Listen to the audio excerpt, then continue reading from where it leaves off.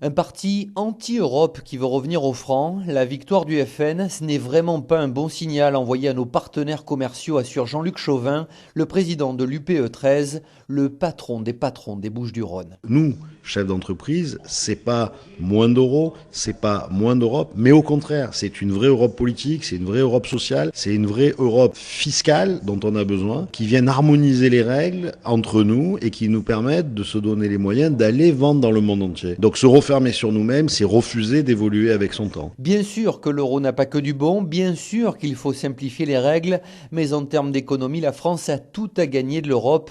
Croire le contraire est une énorme erreur aux yeux de Maxime Wolf.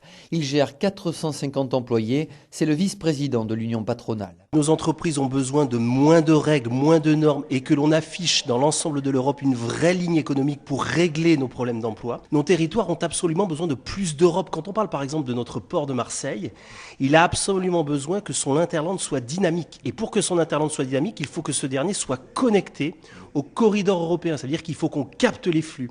Et quand effectivement on voit ces résultats ce soir, on se dit, les signes qui sont donnés sans ces résultats, c'est qu'on se demande quelles lignes économiques vont être construites pour nos entreprises. Et là, c'est vrai qu'on a une vraie interrogation. La campagne s'est résumée à dire que tous les problèmes sont uniquement de la faute de Bruxelles et s'il fallait ou non sortir de l'Europe et de l'euro, les politiques ne peuvent s'en prendre qu'à eux-mêmes, insistent les entrepreneurs.